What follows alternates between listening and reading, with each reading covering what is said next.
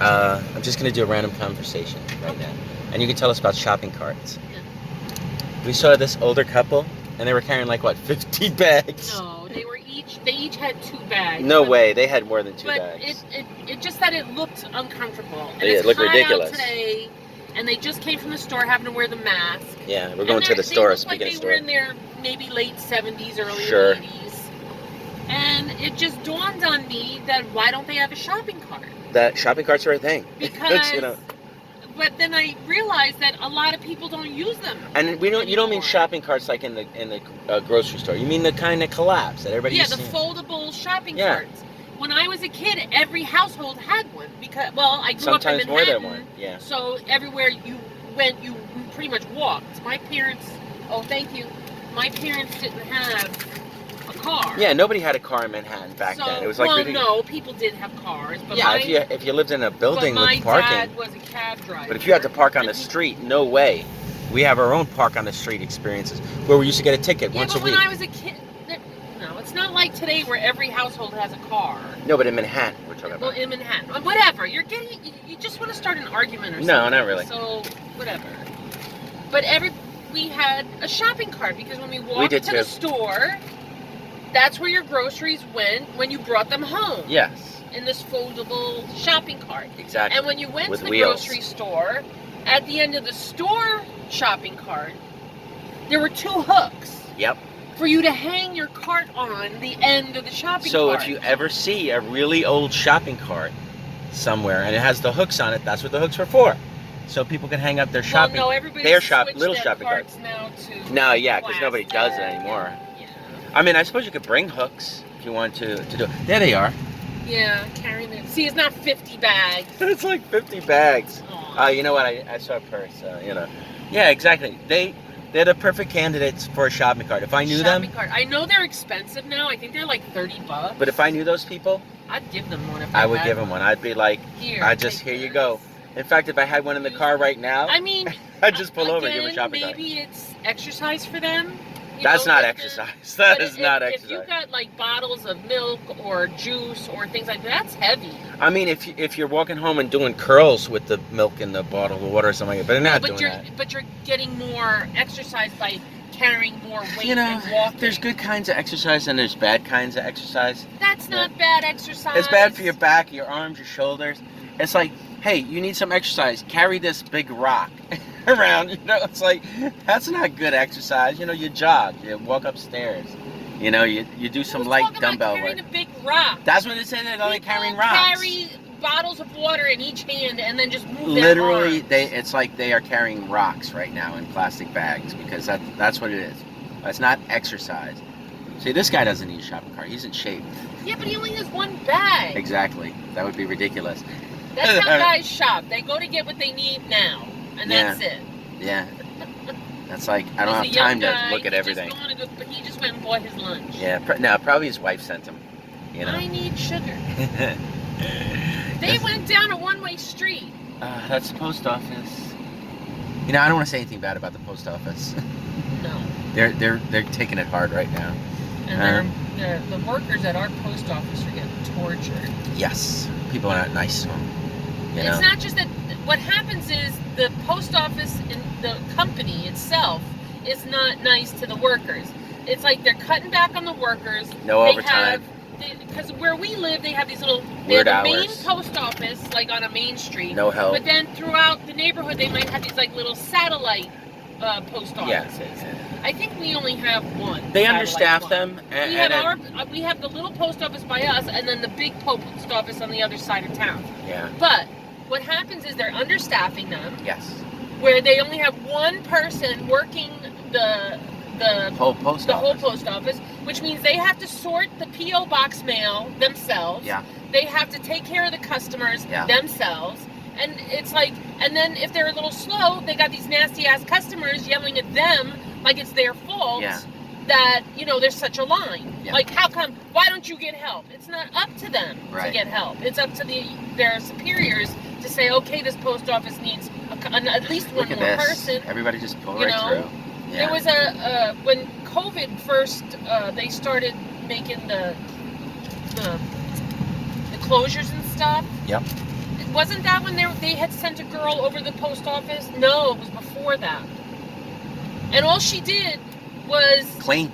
There is a girl that still does that. She just cleaned, and she told people to stand in line. It's like, you see all these people standing in line, why don't you get behind one of the windows? They're probably not trained for it. Yeah. No, she was like a supervisor. She was not. Oh, that one? Yes. Yeah. But it's like they're torturing the employees, which in turn tortures the customers, who then return the torture to these employees, who it is out of their control. Or part of the major plan is when you go to the post office and you have a bad experience, you go somewhere else, which means you take money away from the post office and turn it over to the private sector. So it's like, it's just not good for the post office to have. They should, instead of underfunding it and cutting costs, they should be investing more in it and providing more service for people, because they need it. You know, and every dollar that the post office loses goes somewhere else, into some other wealthy person's pocket who doesn't deserve it or need it. We already have a post office, you know, like they're not going to deliver mail. You know, they want the packages, they want the expensive stuff, they want things that, like, they're not going to take care of 59-cent small things. They're not going to deliver to the boondocks in the middle of nowhere. That's one of the things they keep talking about. Like, they're going to get like little hover helicopters and whatever, you know, to deliver to people, because they don't want to send people out. They don't want to waste the manpower. They just want like drones flying stuff around. Robots. Yeah, you know, they don't want to pay for they don't like. have to pay a robot. Well, just the guy who operates they don't have it. To be medical to a robot. Yeah, exactly. Just you know, they probably will figure out how to pre-program it, just whatever, you know. But anyway, I like the post office. I'm not gonna say anything bad about it. No, but we also like the people that work there. We feel badly for them because they're getting tortured. But what are they going to do? This is their job. And look how essential they were. And they have to sit and be tortured. And it's not just stupid. And they're constantly face to face with people that could be handing them a letter coated in COVID. Exactly. You know, it's like, I don't know. Does John wear gloves when you're dealing with him? I don't think he wears gloves. I don't know. I think they do. You know, it's like I know they put I up haven't the thought about it. Things. Yeah, the plastic guards. But still, you could hand him something. Yeah. That, you know, or if he's dealing with cash, money is like the dirtiest stinking thing. It's fibrous. Well, one thing is we're lucky here. Things aren't quite as bad as they are in other part of the country, you know. But yeah. Anyway, so heading to the store. Well, they had an uptick in Danbury, Connecticut. Yeah. In the cases, but they were saying this morning on the news that they've what do they call it when they go back to see? You know, tracers. Yeah. They traced it back to the kids going back to sports. Right. Yeah. And then I forget what the other thing was, but then I was like, because we've driven when we're going on yard sales, we've seen kids in the park playing baseball. No, you know, and it looks like a team, like they're practicing stuff. And it's like, I mean, they stay on separate bases. They're not on top of each other, but they're passing around a ball. Sure. And the whole thing. They're only wearing one glove. Yeah. They have to catch with two hands though. Yeah. And these are kids. They're gonna pick their nose. They're gonna stick their hand in their mouth. They're not. They're just little people. Regular people. They're not thinking about, oh my God, because how many times have I licked my finger to do something, like turn a page? Oh yeah, you know how many times holy shit, I'm outside just did that. and I'm trying to open up those stupid plastic bags. Yeah, and you lick your finger and then you're so I can put a goddamn cucumber or something in it. And I'm not a kid, so can you imagine a kid? You know, you want to know what I've started doing though?